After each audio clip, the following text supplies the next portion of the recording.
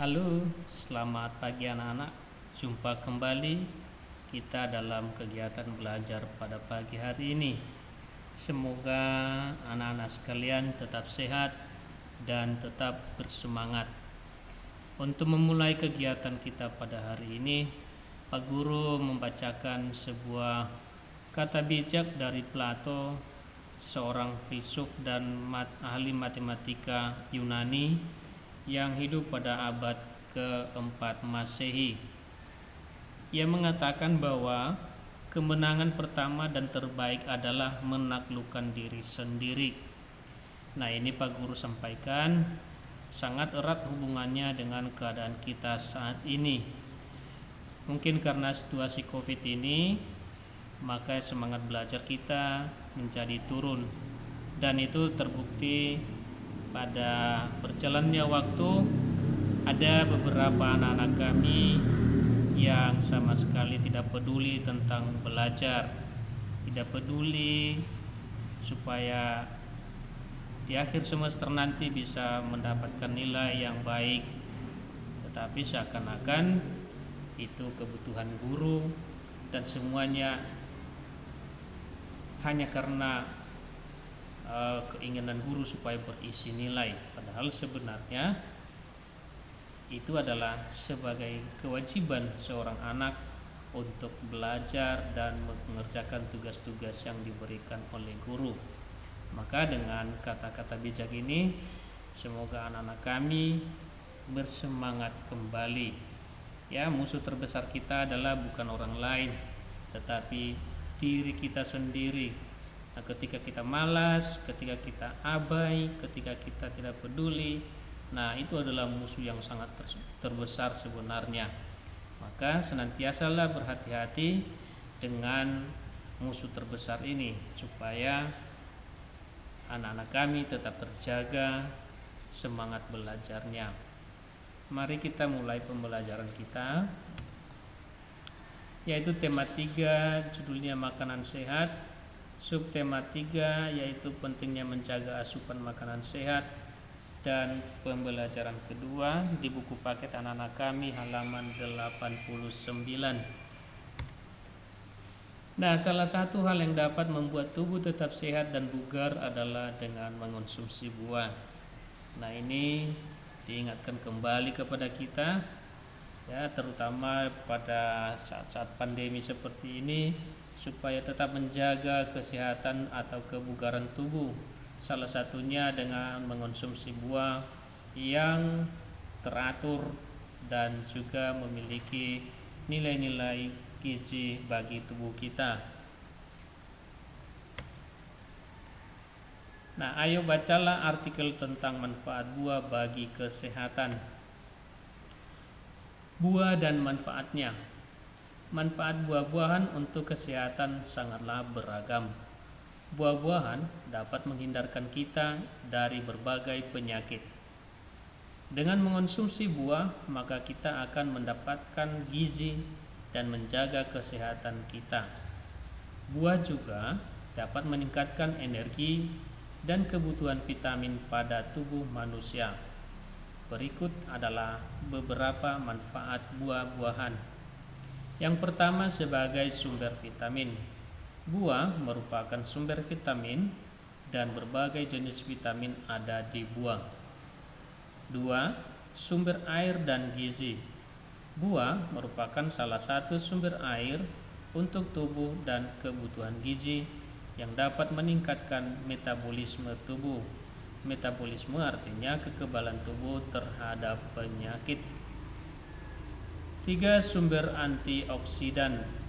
Buah merupakan salah satu sumber antioksidan alami terbesar yang ada di dunia. Antioksidan artinya penangkal racun-racun, baik dari asap kendaraan, asap rokok, dan berbagai bahan atau zat-zat kimia lain yang bertebaran di udara atau yang ada di sekitar kita. Keempat, mencegah penyakit tertentu. Buah-buahan merupakan salah satu cara untuk menghindarkan kita agar tidak terserang penyakit berbahaya dan berbagai penyakit lainnya. Nah, contohnya sembelit. Nah, karena mengapa terjadi sembelit? Itu disebabkan karena kurangnya serat dalam saluran pencernaan kita. Nah, dengan makan buah yang teratur dan benar, maka sembelit itu bisa hilang. Lalu sebagai obat luar tubuh, buah-buahan juga dapat digunakan untuk menggunakan obat luar seperti jerawat, bisul, dan sebagainya. Nah, ini sering digunakan di dalam rumah tangga.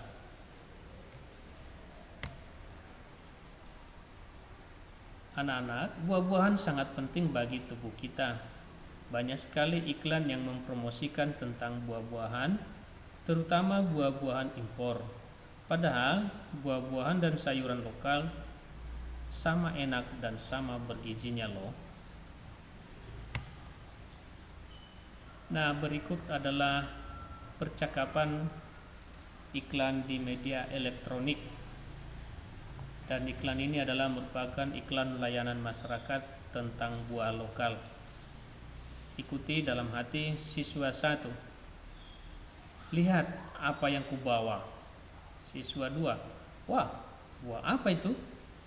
Mengapa warnanya ungu agak kemerahan? Siswa 1, ini buah naga impor loh. Tak ada duanya. Kalau buah naga lokal itu warnanya putih, sementara ini warnanya unik sekali. Siswa 3, oh, buah naga ya? Aku juga suka membeli buah naga. Akan tetapi aku membeli buah naga hasil petani lokal saja. Manfaat dan rasanya juga sama. Harganya juga jauh lebih murah.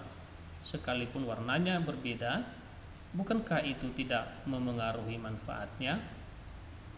Siswa 2, iya, kalau kata ayahku, buah produksi petani lokal itu lebih segar sebab jalur distribusinya lebih pendek. Berbeda dengan buah impor yang membutuhkan banyak pengawet sebab jalur distribusinya lebih panjang. Jadi, selain produksi petani lokal lebih aman untuk dikonsumsi, kita juga turut membantu memberdayakan petani lokal kita. Siswa 1, oh, begitu ya. Aku jadi mengerti sekarang. Aku akan memberitahu ayah dan ibuku juga untuk membeli produk buah lokal mulai dari sekarang. Nah, anak-anak, ini adalah contoh iklan layanan masyarakat.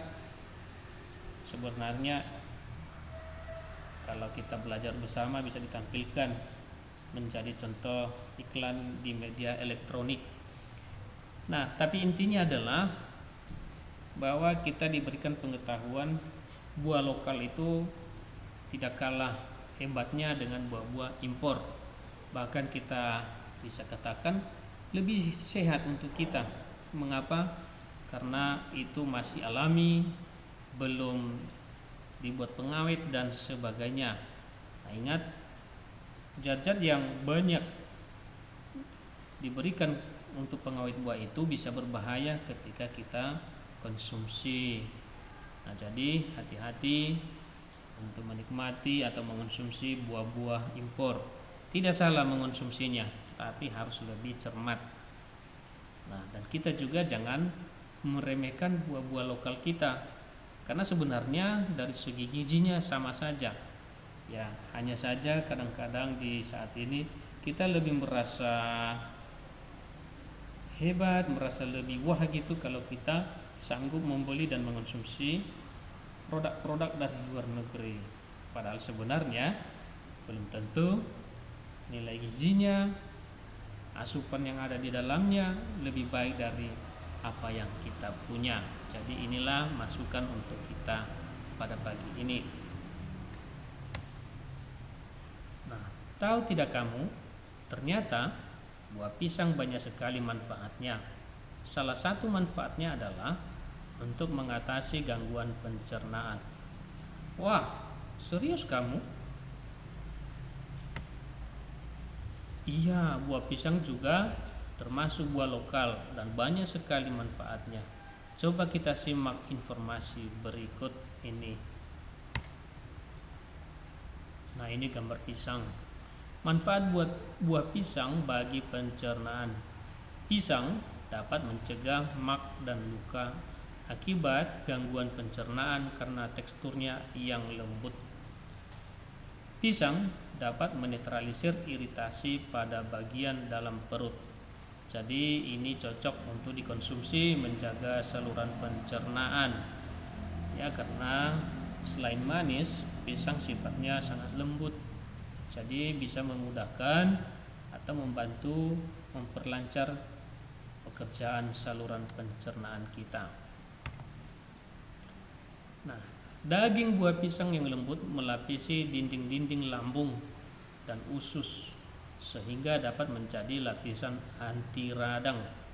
Pisang sangat membantu bagi mereka yang mengalami masalah peradangan lambung atau usus. Ya, peradangan ini sama dengan pembengkakan.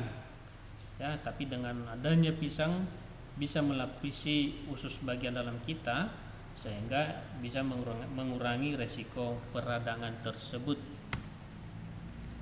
Pisang yang dicampur susu dan air atau dimasukkan dalam segelas susu cair dapat dihidangkan sebagai obat penyakit usus. Juga dapat direkomendasikan untuk pasien sakit perut dan untuk menetralkan keasaman lambung. Ya, keasaman lambung itu akhirnya berujung kepada penyakit mak. Nah, dengan kita mengonsumsi pisang dengan benar dan teratur, maka penyakit ini, ya, penyakit usus dapat ditangani dan disembuhkan. Ternyata buah-buahan dan segala sesuatu yang berasal dari alam sejak dahulu dijadikan inspirasi untuk karya seni rupa daerah. Salah satunya seperti yang terdapat dalam batik Semarang. Jadi anak-anak, kita tadi belajar bahwa buah-buahan itu sudah sejak lama juga menjadi komoditas yang penting bagi kesehatan tubuh. Nah, kita mau melihat sisi lainnya dalam bentuk karya seni. Apa hubungannya? Mari kita lihat. Nah, sebelum kita belajar tentang SBDP, kita dulu mau melihat apa itu batik. Ya, kita di sekolah selalu memakai batik. Hari itu kalau tidak salah Rabu atau Kamis kita wajib memakai batik. Nah, tahukah kita apa itu batik? Nah, batik itu merupakan contoh karya seni rupa daerah. Ya, jadi contoh karya seni rupa daerah. Nah, ini ada contoh gambar batik. Nah, Jawa Tengah merupakan daerah penghasil kain batik terbesar di Nusantara. Batik Jawa Tengah memiliki corak yang khas. Daerah penghasil batik di Jawa Tengah yang paling menonjol adalah Pekalongan, Solo, dan Semarang. Pusat penghasil batik terkenal lainnya adalah Yogyakarta. Batik Yogyakarta dan Solo lebih banyak didominasi warna coklat dan biru tua. Untuk motif batik Yogyakarta sendiri ada bermacam-macam seperti motif parang, babon, angrem, dan wahyu tumurun. Nah, ini salah satu contohnya, ya, atau yang di belakang tulisan ini adalah contoh-contoh batik. Kita mau melihat batik Semarang yang pertama tadi. Yang ini tadi batik Jogja, ya, atau Yogyakarta. Yang ini batik Semarang, ya. Nah, untuk batik Semarang banyak didominasi warna coklat, ya, warna coklat, kuning, hijau, hitam dengan motif alam seperti bunga, daun, dan burung. Nah, ini motif bunga ini. Lalu batik Pekalongan memiliki ciri pesisir dengan corak yang khas. Coraknya banyak mendapat pengaruh dari Cina yang dinamis dan kaya akan warna. Batik Pekalongan banyak didominasi warna cerah, hijau, kuning, merah dan merah muda, serta didominasi motif bunga. Nah, ini motif bunga. Nah, kerajinan batik di Jawa Barat, kita sudah melihat di Jawa Tengah tadi, Yogyakarta, Semarang, Solo, Pekalongan. Nah, kita melihat yang ada di Jawa Barat.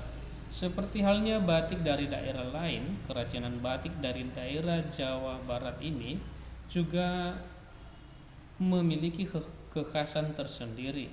Ada motif megamendung dengan dominasi warna coklat, biru, ungu, hijau, merah, dan hitam. Ada juga yang merupakan kumpulan dari beberapa motif, yaitu motif kumeli, rereng, burung, kupu-kupu, dan bunga yang terkenal di Tasikmalaya. Batik tulis khas Tasikmalaya banyak menggunakan warna dasar merah, kuning, ungu, biru, hijau, dan sogan. Motifnya lebih banyak yang natural atau alam. Tidak hanya daerah Yogyakarta, Solo, dan Pekalongan yang terkenal dengan kerajinan batiknya. Di Jawa Barat juga terdapat daerah penghasil batik, ya, yaitu tadi. Nah, anak-anak, itulah yang bisa Pak Guru sampaikan pada pagi hari ini. Semoga menambah wawasan anak-anak, dan untuk lebih mendalaminya dicocokkan dengan buku paket yang sudah ada di tangan anak-anak kami. Tadi mulai dari halaman 89, dipahami tentang manfaat buah, baru karya seni rupa. Nah, itulah yang dibahas pada pertemuan hari ini. Lalu apa manfaat buah bagi sistem pencernaan kita? Nah, itu saja yang Pak Guru sampaikan pada pagi hari ini, dan Pak Guru hanya bisa mengucapkan terima kasih. Semoga tetap semangat dalam belajar. Sampai jumpa kembali.